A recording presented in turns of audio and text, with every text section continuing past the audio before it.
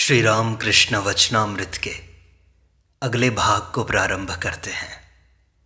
श्री राम कृष्ण भक्तों को समझाते हैं कि निर्लिप्त लोगों को भी कई बार भय रहता है। गृहस्थ आश्रम में क्यों नहीं होगा, परंतु बहुत कठिन है। जनक आदि ज्ञान प्राप्त करने के बाद गृहस्थ आश्रम में आए थे, परंतु फिर भी भय है। निष्काम गृहस्थ को भी भय है। भैरवी को देखकर जनक ने मुंह नीचा कर लिया।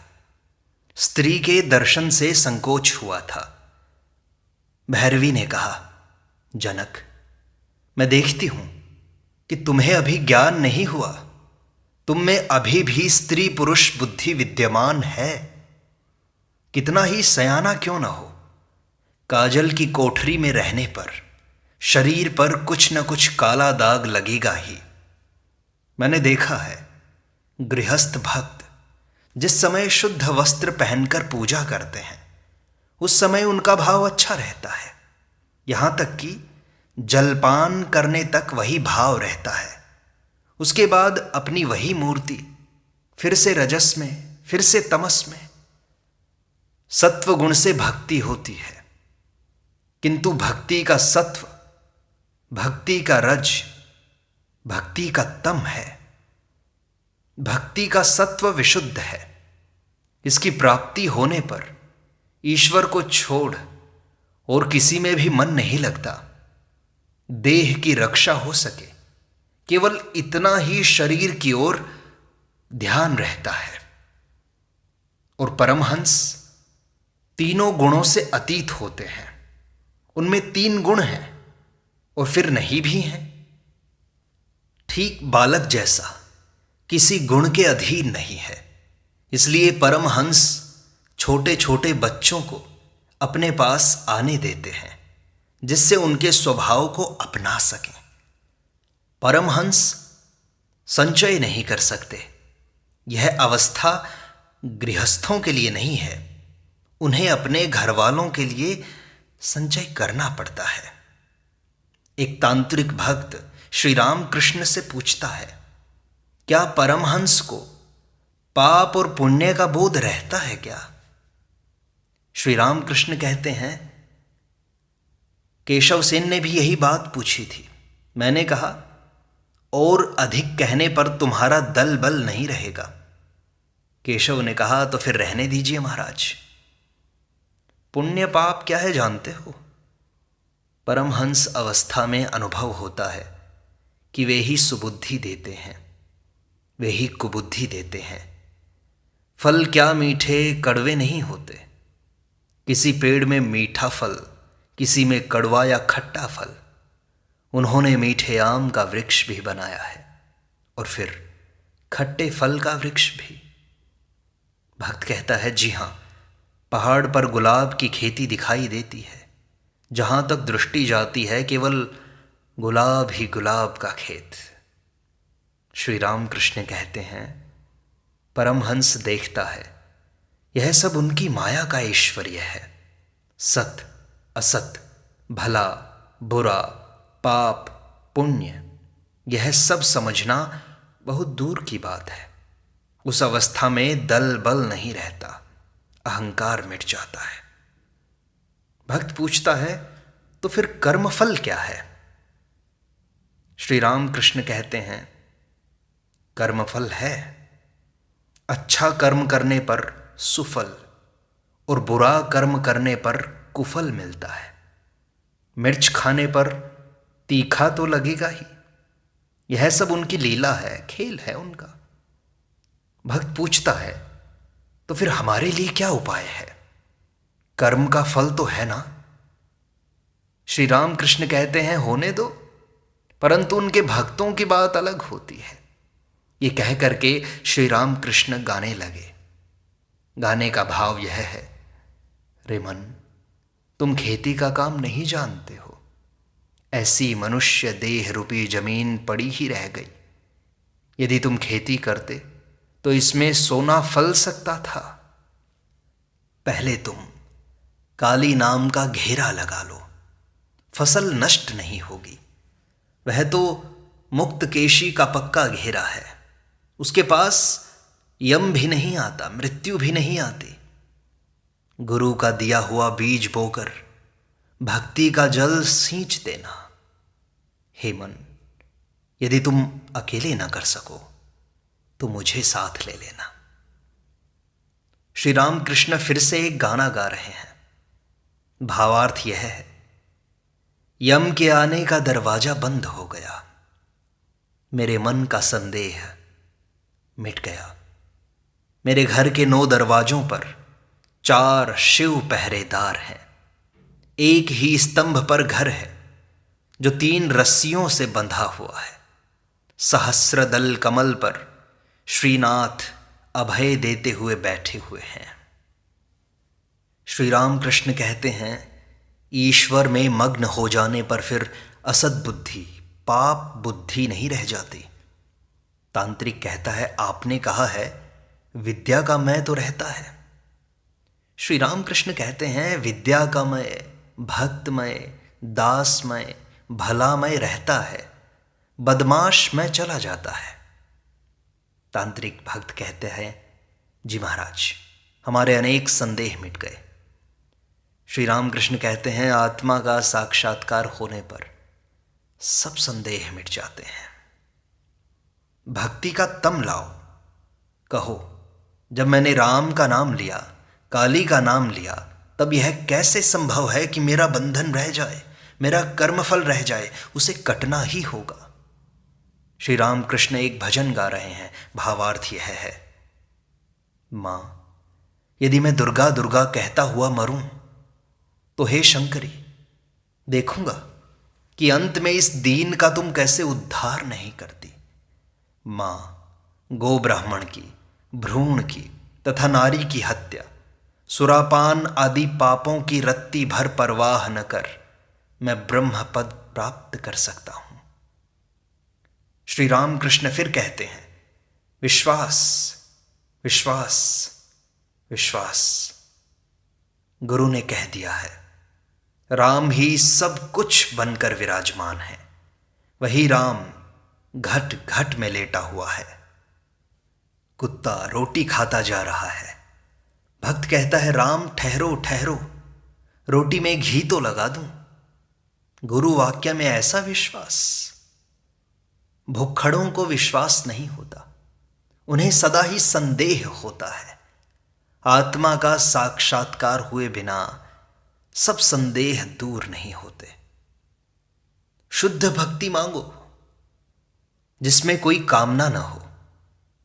ऐसी भक्ति द्वारा उन्हें शीघ्र प्राप्त किया जा सकता है। अणिमा, गरिमा, लघिमा इत्यादि जो सिद्धियां हैं, ये सब कामनाएं ही तो हैं। कृष्ण ने अर्जुन से कहा है, भाई, अणिमा आदि सिद्धियों में से एक के भी रहते ईश्वर की प्राप्ति नहीं होती। शक्ति को थोड़ा बढ़ा भर सकती हैं वे बस।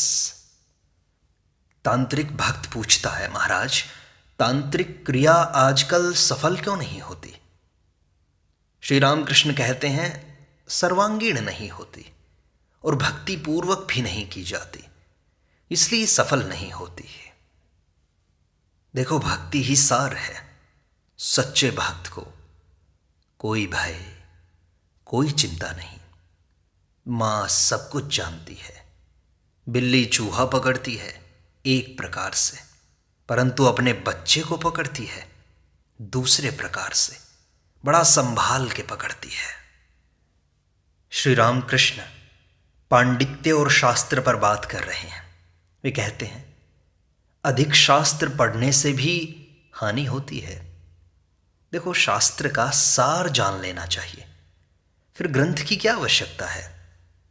शास्त्र का सार जान लेने पर डुबकी लगानी चाहिए उस ज्ञान में, ईश्वर का लाभ करने के लिए।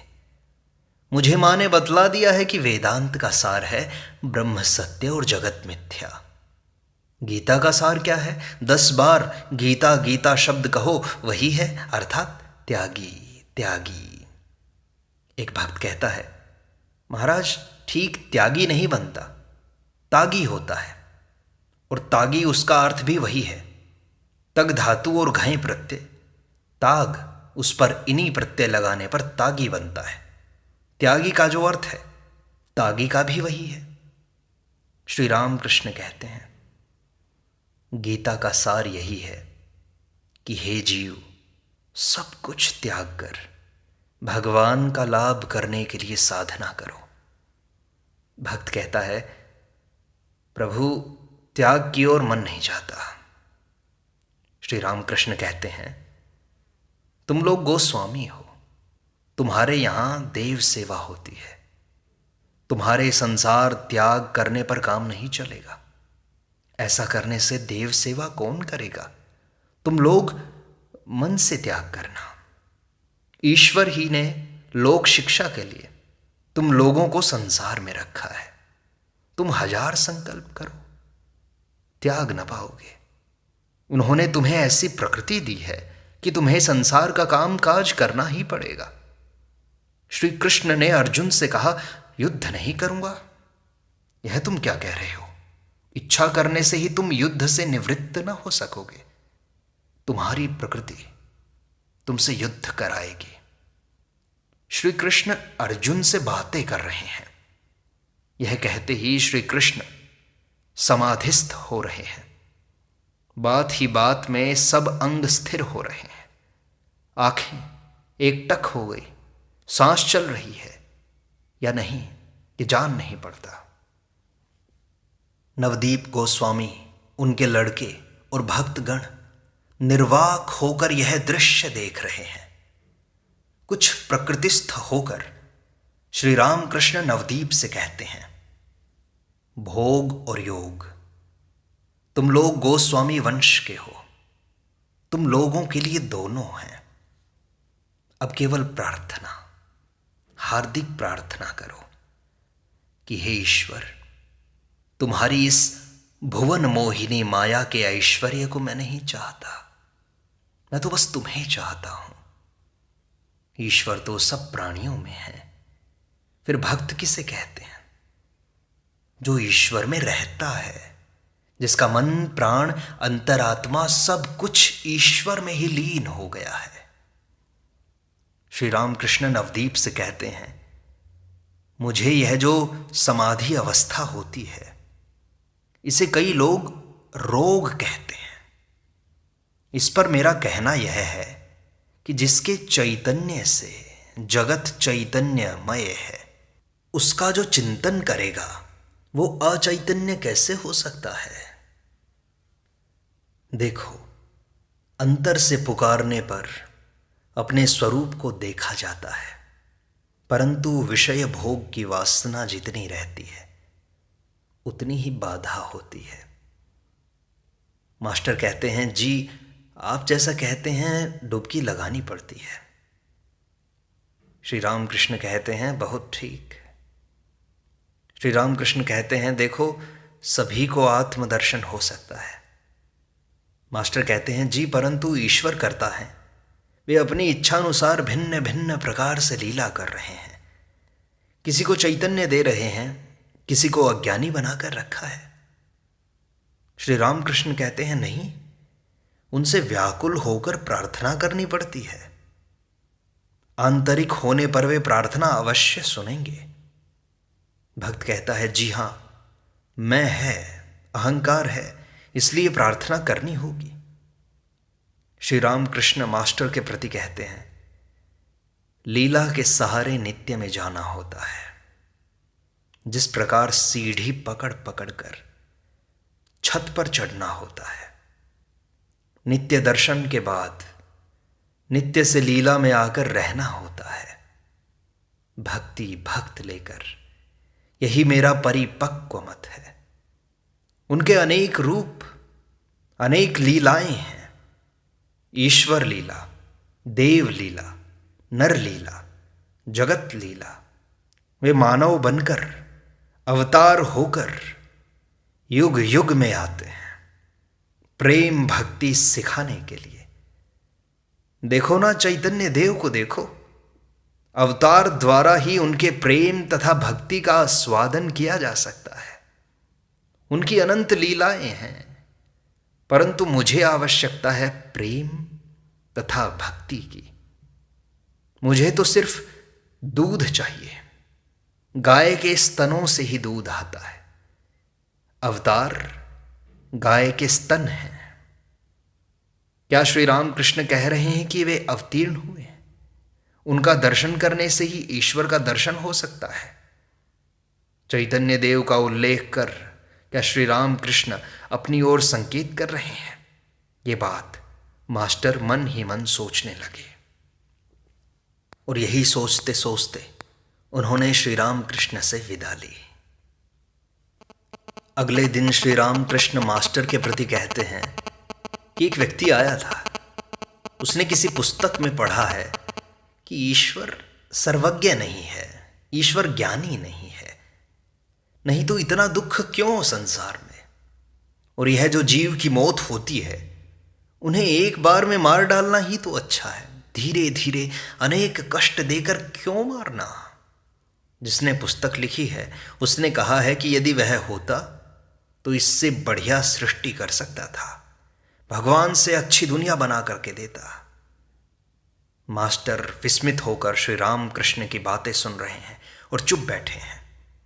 श्री राम कृष्ण कहते हैं, उन्हें क्या समझा जा सकता है जी? मैं भी कभी उन्हें अच्छा मानता हूं और कभी बुरा।